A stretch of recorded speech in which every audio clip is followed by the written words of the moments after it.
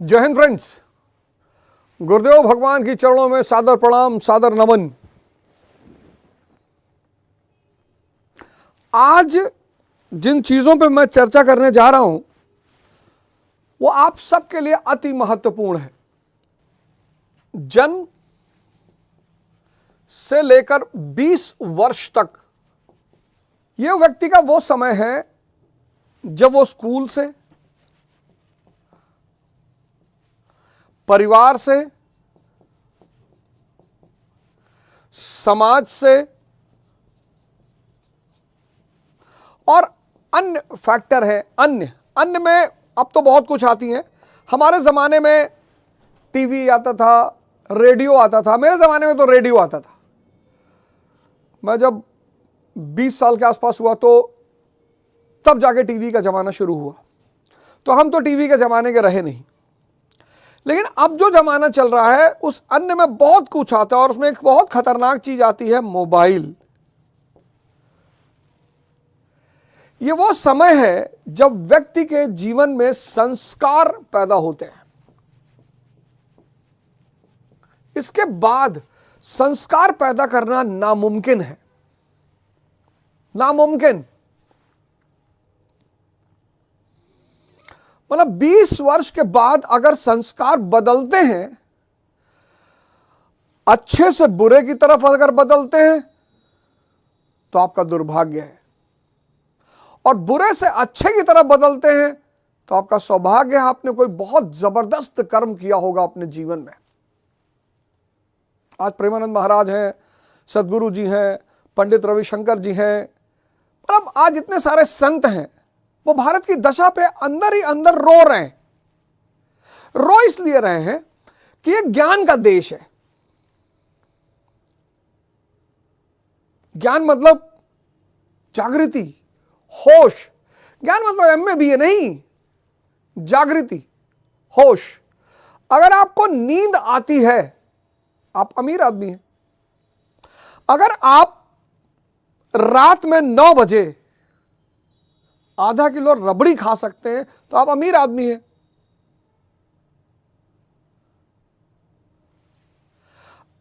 अगर आप अपने संकल्पों को पूरा कर लेते हैं, जैसे आपने सोचा मुझे 6 घंटा पढ़ना है और आप 8 घंटे पढ़ गए, आप अमीर आदमी हैं।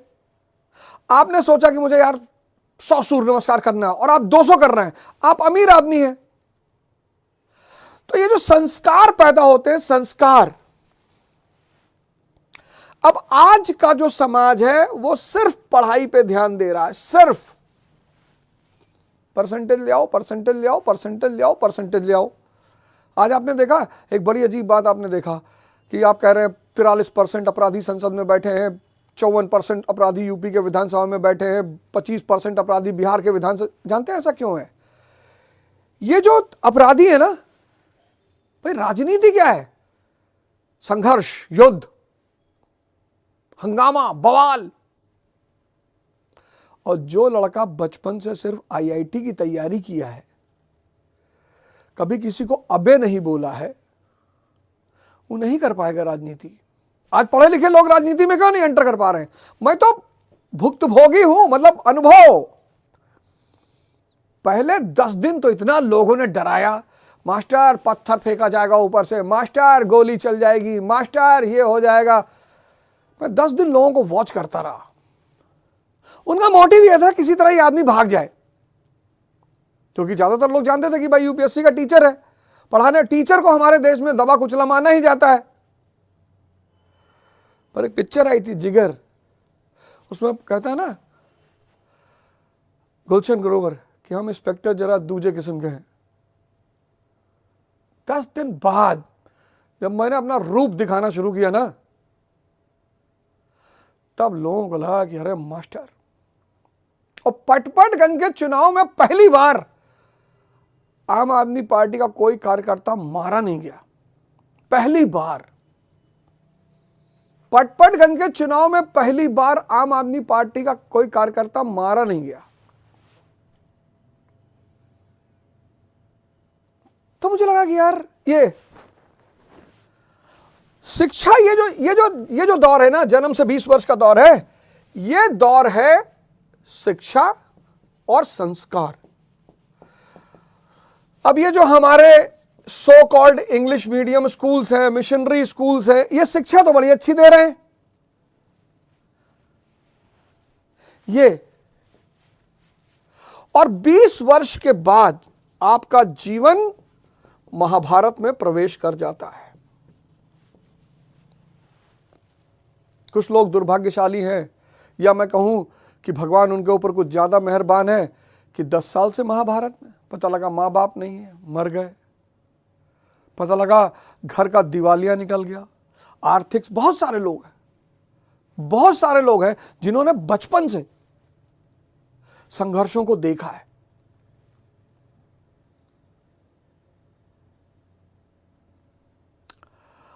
तो चलिए मान लेते हैं कि आप सौभाग्यशाली हैं, आपने 20 साल तक नहीं देखा, या आप 30 साल तक नहीं देखा आपने, तो आप क्या समझते हैं आप कभी नहीं देखेंगे?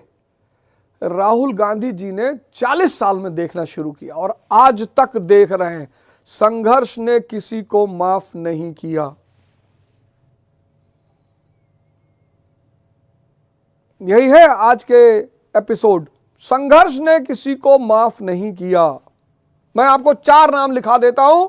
एक कांग्रेस के नेता है राहुल जी, देखो 40 साल, या मैं कहूं अगर आज वो 55 साल के हैं तो 30 साल से ये संघर्ष में इन्होंने एंट्री की और कर रहे हैं, और भगवान चाहेगा तो सफलता मिलेगी, कोई बात नहीं, संघर्ष तो चलता रहता है। अखिलेश यादव जी को आप देखो, अखिलेश यादव जी को आप देखो, 2012 से 15,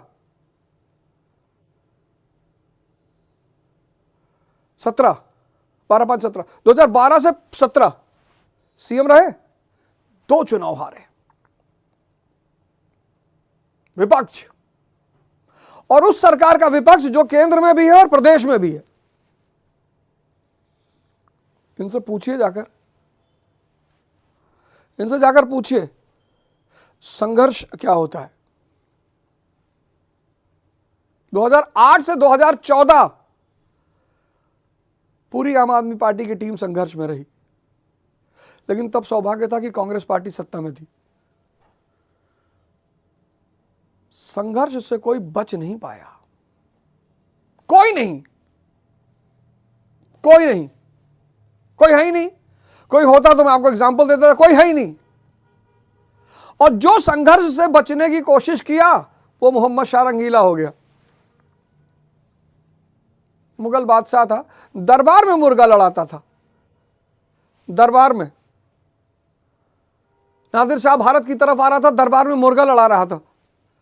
दरबारियों ने कहा कि महाराज नादिर शाह भारत की तरफ आ रहा है। बोले आ रहा है, आया तो नहीं। अरे बोले सरकार,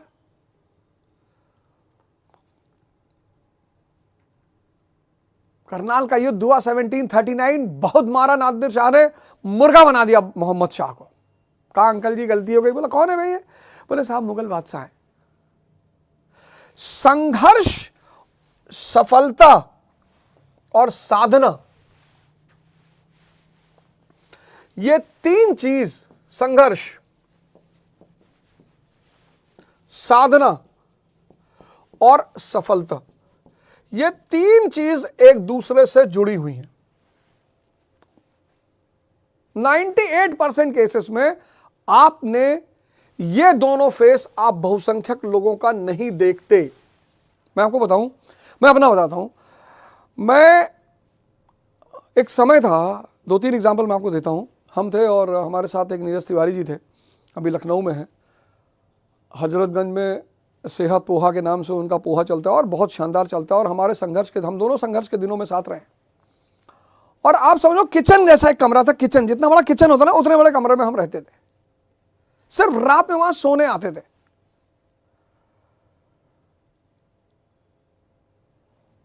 मतलब कितनी कहानियां, लेकिन वो मेरे जीवन में ही नहीं है, सबके।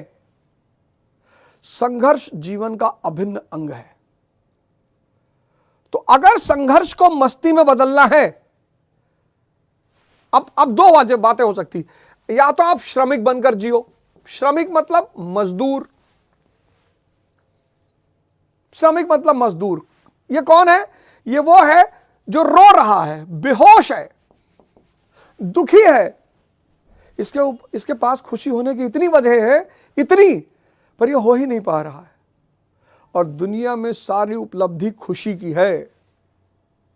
जो काम मस्ती में कर दोगे उसका परिणाम आ जाएगा। जो काम खाना मस्ती से बना दोगे, खाना टेस्टी बन जाएगा। तैयारी मस्ती में कर दोगे, सिलेक्शन हो जाएगा।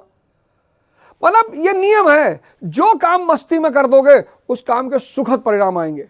और जितने काम रो रो के करोगे उन सब कामों में असफलता, निराशा, हताशा, इसके सिवा कुछ भी नहीं मिलेगा। और जिंदगी बख्शती किसी को नहीं है। ये श्रमिक है, बेहोश, ये रो रहा है, भैया हमारी तकदीर बहुत खराब है, भैया हम पढ़ ले, हम भैया पढ़ नहीं पाए, भैया हम, भैया क्या बताए भैया, कुछ नहीं होता पढ़ाई से, समझ से होता है। कबीरदास भी नहीं पढ़े, संत रविदास जी नहीं पढ़े। ये दूसरा है जो इन दोनों कर रहा है, वो श्रमण है। श्रमण मतलब होश, मस्ती। पढ़ाई कर रहा है, होश में कर रहा है, मस्ती में कर रहा है, ये श्रमण है। तो हमारे देश में क्या हुआ, इस शब्द को, श्रमण शब्द को कहा सन्यासी। इस शब्द का अर्थ ही घुमा दिया। कहा श्रमण मतलब सन्यासी, श्रमण मतलब जागृत व्यक्ति, होश, मस्ती। और इसको पैदा करने का सूत्र कहां छिपा है? इसको पैदा करने का सूत्र कहां छिपा हुआ है? धार्मिक ग्रंथों में। भगवत गीता, यथार्थ गीता, बाइबल, कुरान, आदि ग्रंथ। भारत की फौज देखो, दुनिया की सबसे बेहतरीन फौज। किसी भारतीय सोल्जर को देखो, कभी जाओ देखो किसी भारतीय सिपाही सैनिक को, सेना के सिपाही को देखो, पुलिस के सिपाही नहीं। कुछ लोगों की तोंद निकली हुई है बाहर, सेना। मैं इकोल ग्लोबल स्कूल से आ रहा था देहरादून शहर, अभी की बात बता रहा हूं, 15-20 दिन पहले की। और रात में 10 बजे,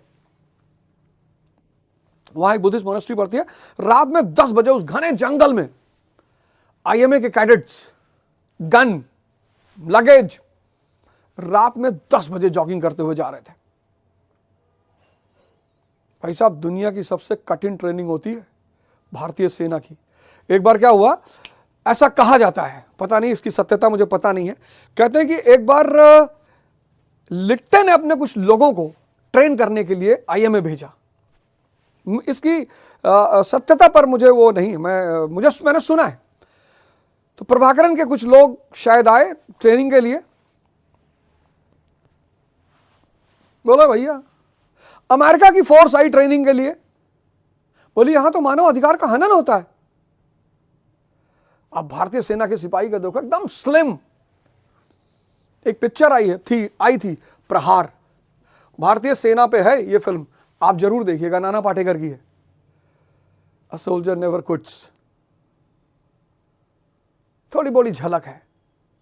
तो वो ताकत भारतीय सेना की कहां से पैदा हुई है? संघर्ष से, परिश्रम से, तपस्या से। तो आप बच जाओगे क्या? नहीं बचोगे। ध्यान करना पड़ेगा, मन को मजबूत करना पड़ेगा। सुबह 6 बजे आज एक साहब से मेरी बात हो रही थी। आजकल मैं एक सेशन काउंसलिंग का लेता हूं, पर डे 10 लोगों को मैं काउंसल करता हूं। पर डे 10 लोगों को मैं काउंसिल करता हूं, ऑफलाइन और ऑनलाइन दोनों। कोई समस्या हो आपके जीवन की, पढ़ाई से संबंधित, कंपटीशन से संबंधित, विवाह से संबंधित कोई समस्या, आप मुझसे ऑफलाइन भी कांटेक्ट कर सकते हैं, आप मुझसे ऑनलाइन भी कांटेक्ट कर सकते हैं।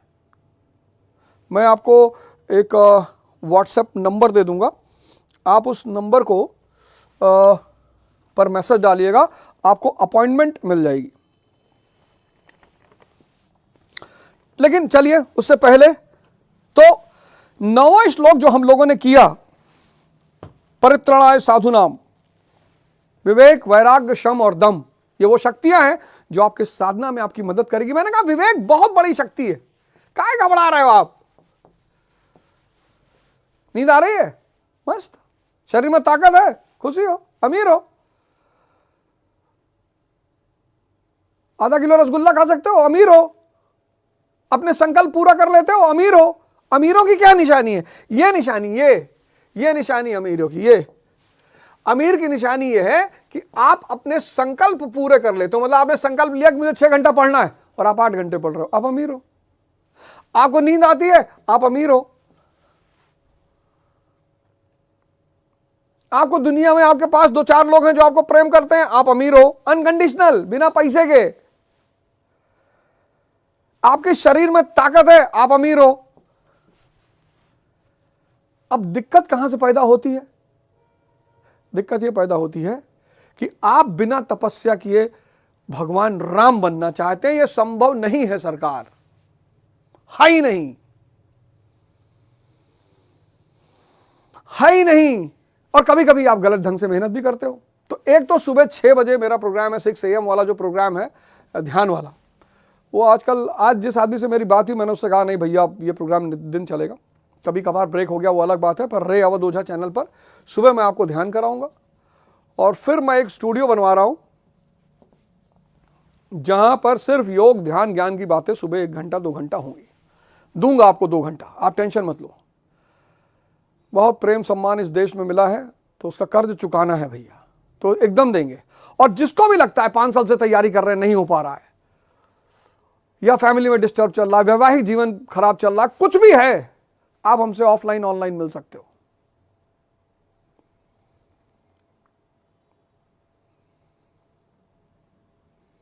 मैं आज इसके बाद, सेशन के बाद नंबर लिख दूंगा, आप मुझसे मिल सकते हो।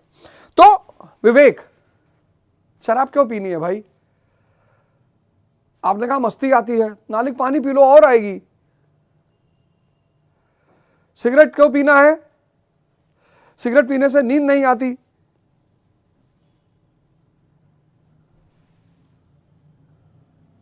है? सिगरेट पीने से भैया रात में नींद नहीं आती। हाँ तो किसी बाहुबली को यूपी में गरिया दो वीडियो बना के, उसके बाद ढूंढेगा तुम्हें, वैसे तुमको नींद नहीं आएगी। ये सब उल्टे सीधे तर्क जीवन में क्यों कर रहे हो? साधना शुरू करो, संगत शानदार रखो, और दुनिया में अगर किसी की परवाह की। आज एक साहब का फोन आया, अब क्या कर रहे हो? मैंने कहा डाका डालने का प्लान बना रहे हैं और पहले तुम्हारे घर में डालेंगे। अरे नहीं, ऐसे पूछ रहे थे। हमने कहा नहीं, तुम्हारे बाप और तुम मिलकर बहुत पैसा कमाए हो। अरे ऐसे काहे कह रहे हो? ऐसे ही कह रहे, तुम क्या करोगे? अबे जब कुछ करेंगे पता ही चले। IAS को पढ़ा रहे पता चला ना, चुनाव लड़े पता चला, तो कुछ करने जा रहे हैं, काहे लोड ले रहे हो?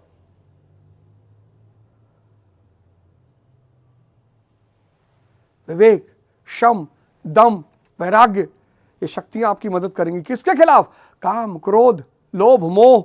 और इसमें सबसे बड़ी चीज जो आपको बचाएगी वो क्या है? वो ये है कि आपका इष्ट, प्रवेश से पराकाष्ठा पर्यंत इष्ट हर श्रेणी में, हर योग्यता में साथ रहते हैं। अपने इष्ट को पकड़ लीजिए। ये शब्द मैं आपको बता चुका हूं।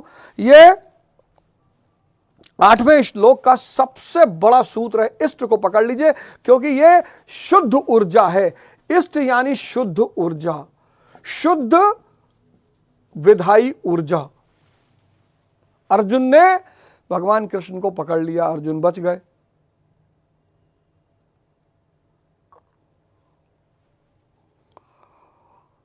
अर्जुन बच गए। भाई बृजभूषण सिंह 73 साल के हैं, 73। हमको नहीं बुलाए राम राष्ट्र कथा में, वो अलग बात है, कोई बात नहीं, हम करेंगे राष्ट्र कथा, उनको जरूर बुलाएंगे। लेकिन 73 साल की उम्र में उस आदमी ने अपने सर को एक भारत के संत के शरण में झुका रखा है। ऐसे फर्जी आप सब लोगों ने देखा। क्यों? शुद्ध ऊर्जा। रितेश्वर महाराज एक शुद्ध ऊर्जा है। 4थे स्टेज का कैंसर था उस आदमी को, रितेश्वर महाराज को, अपने आप को 4थे स्टेज के कैंसर से बाहर निकाला। 73 साल का व्यक्ति 52 साल के व्यक्ति को अपना पिता मान रहा है। कौन सा पिता? आध्यात्मिक। पता है क्यों? ऊर्जा मिल रही है, साहस मिल रही है, शक्ति मिल रही है। आप लोग तो गो गोंडा नंदिनी नगर में भंडारा खाओ, 4-4 किलो पूड़ी खाओ, सब्जी खाओ, बथुआ उठाए लाओ, बांध लाओ, मस्त हो, सीख के कुछ ना आए हो। वो ये इष्ट सिर्फ ब्रिजभूषण सिंह को ही नहीं, एक जने आ रहा कहीं कहीं दोबारा क्या कर रहा है, कहीं हम वायरल नहीं बहन। अरे तुम्हें वायरल हो जी, तू बुखार हो जी, तू पड़ा रहा वो 20 दिन घर में यहाँ। सब बताओ, वायरल हो चक्कर में लोग सामान लेके चला गए। भावना देखो, मतलब यही लिए सामान दे गए रहा कि हम वायरल हो जाइए। दानव करे गए तो वहां एक दिमाग लगाए रहे। इष्ट को पकड़ लीजिए, किसी को, अपने पिता को पकड़ लीजिए, किसी शुद्ध ऊर्जा को आप इस दुनिया में पकड़ लीजिए, वही आपकी मदद करेगी। नहीं तो ये मन बहुत ताकतवर है, ये आपको बख्शेगा नहीं सरकार, ये सुबह उठने नहीं देगा, ये ध्यान नहीं करने देगा। बहुत ताकतवर है, बाली है ये, आपकी आधी शक्ति खींच लेता है। जैसे सुबह उठने के लिए कहता नहीं यार 9 बजे उठते हैं, 9 बजे उसे उठेगा, 10 बजे तक नहाओगे धोगे, फिर ये होगा कि भाई अब क्या करें, तो बोले भाई अब कल से ध्यान करेंगे यार, अब 10 बज गए, कौन ध्यान करता है। नहीं, जब उठो तब ध्यान करो, रात में करो, मतलब प्रायोरिटी बना लो कि मुझे करना है। जैसे काम हावी हो, अंदर के राम को पकड़ लो, सांसों को पकड़ लो, सरयू को पकड़ लो, ये जो सरयू बह रही है इसको पकड़ लो। क्रोध हावी हो, पकड़ लो। तो धीरे धीरे बड़ा अजीब लगेगा पहले शुरुआत में कि सांस पकड़ ले यार, सांस ठीक कर देगी। अरे सांस बंद हो जाए तो तुम्हारा जीवन खत्म हो जाए। लेकिन सांसों के साथ साथ एक किसी इष्ट को भी पकड़ लो,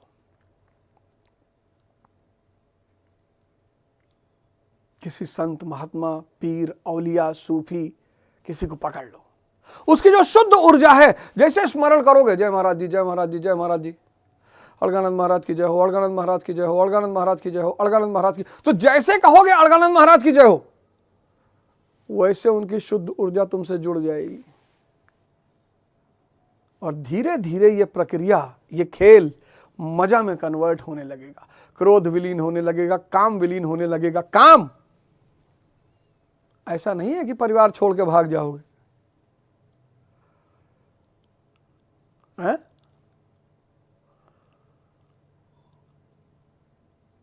परिवार छोड़ के भाग जाओगे? आज तुमको डॉक्टर लूटे ले रहा, दो दवा खूब बिक रही है। एक शीघ्र पतन की, वो तनाव का परिणाम, वो उत्तेजना का परिणाम है। जो भी उत्तेजना का शिकार है वो शीघ्र पतन का शिकार होगा। और एक इरेक्टाइल डिस्फंक्शन, भाई 50 की उम्र, लाइफ में जो पहुंच गया 40-50, अब 40 उम्र में आपका मकान लोन पर है, आपकी कार लोन पे है, आपका बच्चा लोन पे पढ़ रहा है, 24 EMI आप भर रहे हो,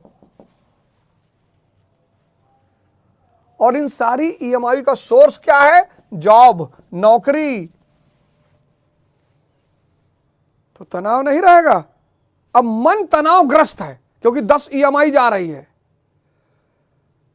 तो तनाव नहीं होगा।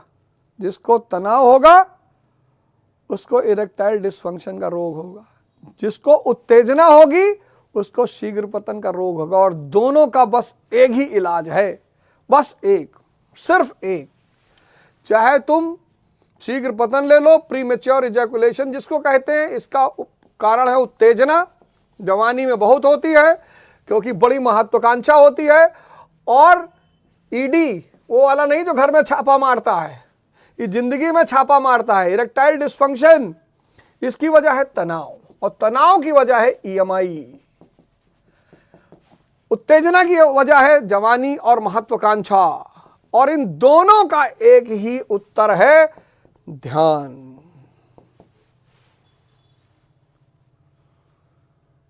ये उत्तेजना भी खत्म करेगा, ये तनाव भी खत्म करेगा। और विवेक से आपसे कहेगा कि यार अगर आमदनी मारुति स्विफ्ट की है तो स्विफ्ट रखो,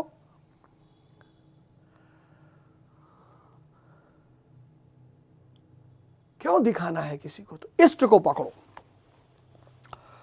इष्ट को पकड़ो। और ये इष्ट जो है आपको, तो अब क्वेश्चन ये है, 9वें श्लोक पे आते हैं, पिछली बार हो नहीं पाया था, तकनीकी खराबियां चल रही थी। तो जन्म कर्म च में दिव्यमेवम, जन्म कर्म च में दिव्यमेवम यो वेति तत्वतः त्याक्त्वा देहम पुनर्जन्म नैति मामेति सो अर्जुन। अर्जुन, मेरा वह जन्म ग्लानि के साथ स्वरूप की रचना तथा मेरा कर्म अर्थात दुष्कृतियों के कारणों का विनाश, साध्य वस्तुओं को दिलाने वाले क्षमताओं का निर्दोष संचार। कितनी बड़ी बात है। मेरा वह जन्म अर्थात ग्लानि के साथ स्वरूप की रचना। जैसे आपको माया दिखाई पड़ती है, समझ लिया परमात्मा का जन्म हो गया। पहला चरण यही है। बुद्ध को दिखाई पड़ी, भर्तरी को दिखाई पड़ी, भर्तरी को एक सन्यासी एक फल दे गया, कहा ये जवानी का फल है, खा लोगे तो हमेशा जवान रहोगे। भर्तरी को अपनी बीवी से प्यार था, भर्तरी कहा यार बीवी को दे दे, जवान रहेगी तो ज़्यादा सुख देगी।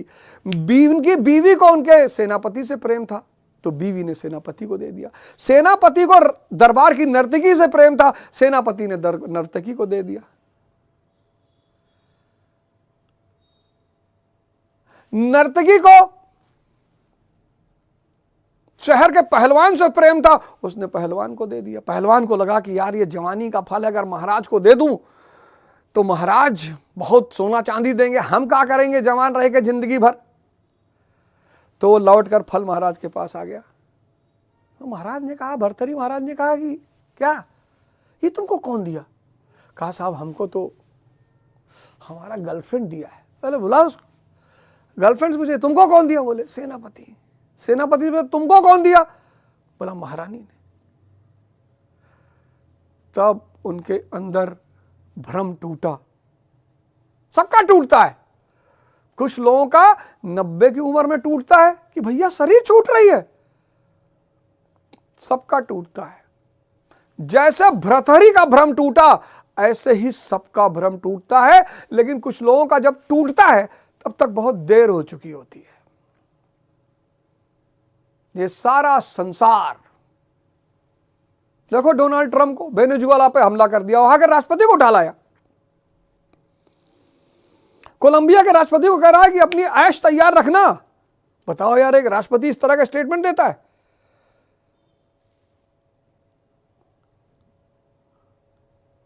कह रहा ग्रीनलैंड पे कब्जा करने जा रहा हूं, कह रहा ईरान पे हमला करने जा रहा हूं।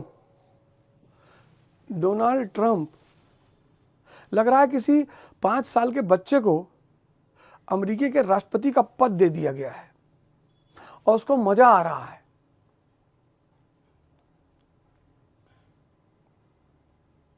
देखो, कह रहा मोदी जी खुद ही हमसे कहे थे कि मैं आ जाऊं भैया, फर्जी मोदी जी को लपेट दिया। पता नहीं कहेगी नहीं कहे, लेकिन लपेट दिया। अब मोदी जी उसके खिलाफ ईडी नहीं भेज सकते हैं। अब मोदी जी डोनाल्ड ट्रंप के खिलाफ ईडी और सीबीआई नहीं भेज सकते हैं। यही होता है ताकत का महत्व। बोल दिया उसने कि Modi ji called me and said कि mister president I wish to see you.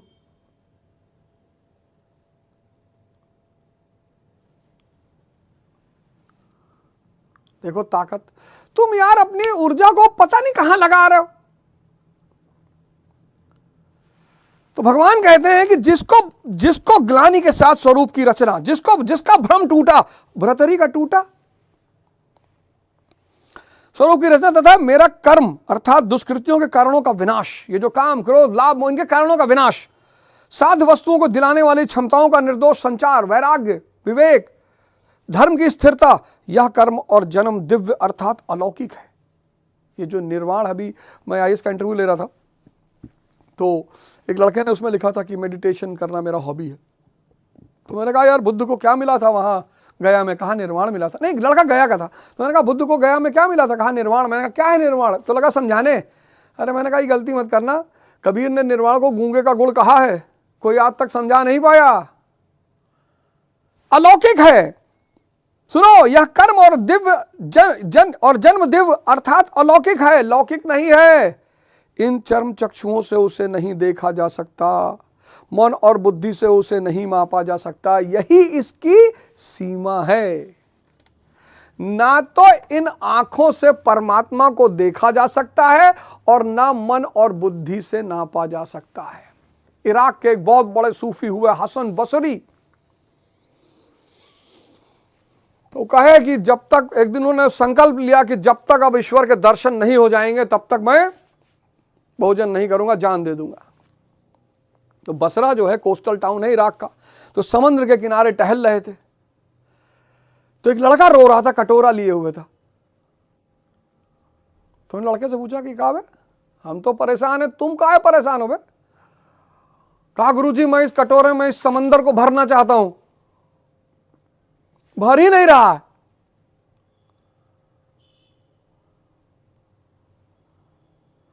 उन्होंने कहा अच्छा। उन्होंने कटोरा लिया, उछाल दिया समंदर में। समंदर कटोरे में नहीं आ सकता, असीमित सीमित में नहीं आ सकता, लेकिन सीमित तो असीमित में जा सकता है। यही है साधना का नियम। इसीलिए गोरखनाथ जी ने कहा मरो ए जोगी मरो। पढ़ो यार संत गोरखनाथ जी को। ये देश, ये संस्कृति इतनी महान है। हमें पता है किस बात का दुख है? हमें दुनिया में 2-3 बड़े अजीब अजीब दुख हैं। एक दुख है कि भारत का आदमी डिप्रेशन में है। मतलब हमारा दुख जब लोग सुनते हैं तो कहते हैं अबे ये कौन सा दुख है यार, भारत का आदमी डिप्रेशन में है। बुद्ध का देश, कृष्ण का देश, राम का देश, महावीर का देश, नानक जी का देश, कबीर जी का देश, संत रविदास जी का देश, वो देश डिप्रेशन में है। कह रहा भैया हमको लड़की मारी है। अच्छा,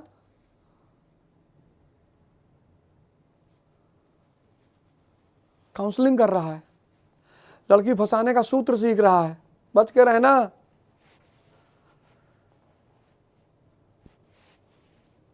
पार्वती जी ने शंकर जी को नहीं छोड़ा, क्यों? क्योंकि भगवान है। लक्ष्मी जी विष्णु जी को छोड़ ही नहीं सकती, क्यों? क्योंकि भगवान है। लेकिन मंदोदरी ने रावण के मरने पर विभीषण से शादी कर ली। सोने की लंका थी विभीषण के पास, तुम्हारे पास तो सोने का चम्मच भी नहीं होगा। तारा बाली की पत्नी ने बाली के मरने पर सुग्रीव से शादी कर ली। स्त्रियां सिर्फ भगवान को नहीं छोड़ती, बाकी वो किसी को भी छोड़ सकती हैं, क्योंकि वो भी है भगवान का अवतार। स्त्री यानी भगवान का रूप, प्रभु का अवतार। तो भगवान को कभी नहीं छोड़ेगा, बाकी वो किसी को भी छोड़ सकती हैं। और ताकतवर लोग पसंद हैं। तुम्हारी गर्लफ्रेंड तुमको 10 दिन फोन नहीं कर रही, तुम भी नहीं कर रहे हो।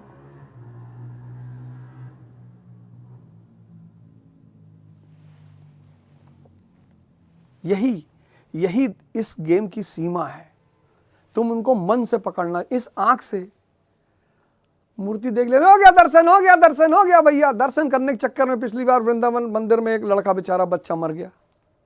सभ्यता से जाइए मंदिर में। जो असली मंदिर है उसके अंदर आप जा ही नहीं रहे हो।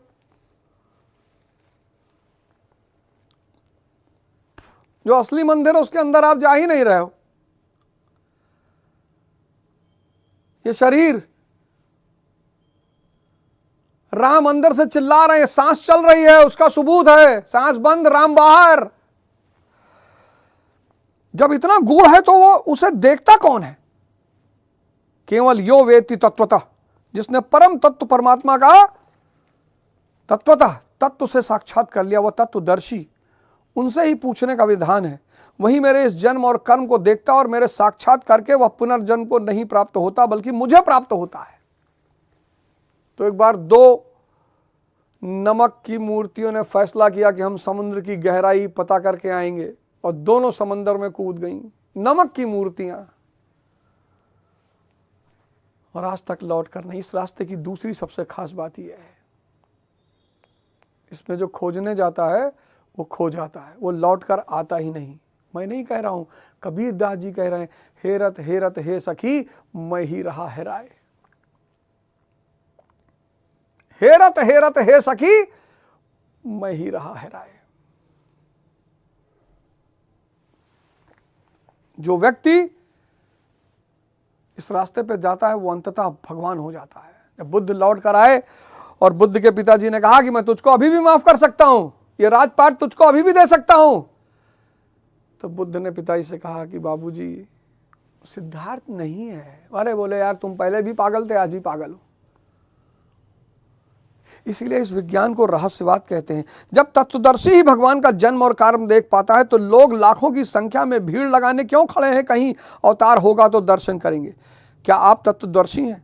महात्मा वेश में आज भी विविध तरीकों से, मुख्यतः महात्मा वेश की आड़ में बहुत से लोग प्रचार करते फिरते हैं कि वे अवतार हैं, या उनके दलाल प्रचार कर देते हैं। लोग भीड़ की तरह अवतार को देखने टूट पड़ते हैं, किंतु श्री कृष्ण कहते हैं कि केवल तत्वदर्शी ही देख पाता है। अब तत्वदर्शी किसे कहते हैं? अध्याय 2 में सत असत का निर्णय देते हुए योगेश्वर श्री कृष्ण बताया, अर्जुन असत वस्तु का अस्तित्व नहीं है और सत का तीनों कालों में कभी अभाव नहीं है। चर्चा किया है मैंने सत असत पर। तो क्या आप ऐसा कहते हैं? उन्होंने बताया कि नहीं, तत्वदर्शियों ने इसे देखा, ना किसी भाषाविद ने। सुनो, बड़े बड़े विद्वान टहल रहे हैं, MSc physics, PhD from Columbia university, ऐठन है शरीर में, आई वॉज फॉरेन सेक्रेटरी। अच्छा, देखो, ना किसी भाषाविद ने देखा, ना किसी समृद्धशाली ने देखा। यहां पुनः बल देते हैं कि मेरा आविर्भाव तो होता है लेकिन उसे तत्वदर्शी ही देख पाता है। तत्वदर्शी एक प्रश्न है, ऐसा कुछ नहीं कि 5 तत्व है, 25 तत्व है, इनकी गणना सीख ली और हो गए तत्वदर्शी। श्री कृष्ण आगे बताया कि आत्मा ही परम तत्व है। आत्मा परम से संयुक्त होकर परमात्मा हो जाता है। आत्म साक्षात्कार करने वाला ही इस आविर्भाव को समझ पाता है। सिद्ध है कि अवतार किसी विरही अनुरागी के हृदय में होता है। भर्तरी पढ़ना आज भर्तरी के बारे में। अवतार किसी विरह अनुरागी, ये सब शब्द अंडरलाइन इनबॉक्स कर लो, विरह अनुरागी के हृदय में होता है। आरंभ में उसे यह समझ में नहीं पाता कि हमें कौन संकेत दे रहा है। जब आप ध्यान करोगे तो आपके अंदर कोई बोलेगा कि शराब मत पियो, आप दबा देते हो उसको। और खासकर 5-6 लोग अगर साथ है, छोड़ो यार एक पैग ले लो। आप कभी अकेले बैठ के देखो, आरंभ में कहते हैं, आरंभ में उसे वह समझ नहीं पाता कि हमें कौन संकेत देता है, कौन मार्गदर्शन करता है, किंतु परम तत्व परमात्मा के दर्शन के साथ ही वह देख पाता है, समझ पाता है और फिर शरीर को त्याग कर पुनर्जन्म को प्राप्त नहीं होता। भगवान का दोबारा जन्म, अब इच्छा बची ही नहीं। श्री कृष्ण ने कहा कि मेरा जन्म दिव्य है, इसे देखने वाला मुझे प्राप्त होता है। तो लोगों ने उनकी मूर्ति बना ली, पूजा करने लगे, आकाश में कहीं उनके निवास की कल्पना कर ली। ऐसा कुछ नहीं है, ठीक है, ऐसा कुछ नहीं है, लेकिन नर्सरी में एप्पल की फोटो बनाई जाती है। इसका मतलब यह नहीं कि मंदिर नहीं जाना है, जाना है, मंदिर जाना है, मस्जिद जाना है, गिरजाघर जाना है, गुरुद्वारा जाना है। लेकिन किस लिए जाना है? साधना करने जाना है। बियर बार में बैठ के हनुमान चालीसा पढ़ोगे तो मंदिर में बैठ के बियर बार के बारे में काहे सोच रहे हो? मंदिर जाओ, सिविल लाइंस का जो मंदिर है हनुमान जी का, मंगल को छोड़कर तो हर दिन कितनी दिव्य व्यवस्था रहती वहां पे। इलाहाबाद स्वर्ग है, प्रयागराज, एक तो मिंटो पार्क, वहां भी एक तरह के ध्यानी बैठते हैं, वो जोड़े में बैठते हैं, वो भी ध्यान करते रहते हैं बेचारे। मैं कभी कभी वॉक करता हूं तो मैं देखता हूं उन लोगों को, तो मैं सोचता हूं कि भगवान मुझे माफ कर दे। हम सब कभी ना कभी बैठे हैं, तो ऐसी कोई बड़ी बात तो है नहीं। ऐसा कौन सा गुनाह है जो किसी एक इंसान ने ना किया हो? तो कई सारे लोग वहाँ घूमते रहते, कहते बच्चे बड़े बदतमीज हो गए। हमने कहा चचा तुमको मौका मिल जाए, तुम भी इस लड़के के साथ यहीं बैठ जाओगे, अभी हट के फालतू की बातें मत करो। तो वो सब बातें अलग की बातें हैं, पर मंदिर जाइए। ए से एप्पल सीखोगे तभी फ्यूचर में एक्यूप्रेशर शब्द का मतलब समझ पाओगे। मंदिर जाइए। मंदिर प्रारंभिक अवस्था है, मस्जिद प्रारंभिक अवस्था है, एकदम जाइए। उन महापुरुष का आशय केवल इतना है कि यदि आप निर्धारित कर्म करेंगे तो पाएंगे कि आप भी दिव्य हैं। आप जो हो सकते हैं वह मैं हो गया हूं, मैं आपकी संभावना हूं, आपका ही भविष्य हूं। अपने भीतर आप जिस दिन ऐसी पूर्णता पा लेंगे तो आप भी वही होंगे जो श्री कृष्ण है। जो श्री कृष्ण का स्वरूप है वही आपका भी हो सकता है। अवतार कहीं बाहर नहीं होता। हाँ, यदि अनुराग पूरित हृदय हो तो आपके भीतर भी अवतार का अनुभूति संभव है। वह आपको प्रोत्साहित करते हैं कि बहुत से लोग इस मार्ग पर चल के मेरे स्वरूप को प्राप्त कर चुके हैं। इसीलिए मैं बार बार कहता हूं, पश्चिम में मेरे बड़े सारे दोस्त हैं, आदित्य प्रताप सिंह लंदन से आ रहे हैं वे ट्यूसडे को। मैं अपने बाहर के बहुत सारे मित्रों से कहता हूं कि भारत महान इसलिए है क्योंकि भारत को सूत्र पता है परमात्मा बनाने का। यहां का लड़का रो रहा है, जब सुबह 6 बजे क्लास लूंगा ना, नहीं उठ पा रहा हो, मेरा मोबाइल ऑन करके बस सोना, सोते सोते सुनते रहना, मुझे उठने लगोगे। स्टील के गिलास को अगर स्टील के कटोरे में परिवर्तित करना है तो 1500 डिग्री सेल्सियस की गर्मी उसे देनी पड़ेगी, और तुम बिना गर्मी के परिवर्तित हो जाओगे। जागो मोहन प्यारे, जागो, रो मत, किसी को दोष मत दो, रो मत, किसी को दोष मत दो। और नशा अगर करना है, क्योंकि शराब में तो नशा है नहीं। अमिताभ बच्चन साहब ने कहा कि नशा शराब में होता तो नाचती बोतल। एकदम सही बात है। इसका मतलब शराब में नशा नहीं है। तो जब शराब में नशा नहीं है तो उसको पीने की जरूरत ही क्या है। नशा है ध्यान में, अपने आप को बदलने का नशा। सुबह उठो, 100 दंड बैठक मारो। पहले एक दिन नहीं ना मान लेना 100, नहीं आईसीयू पहुंच जाओगे।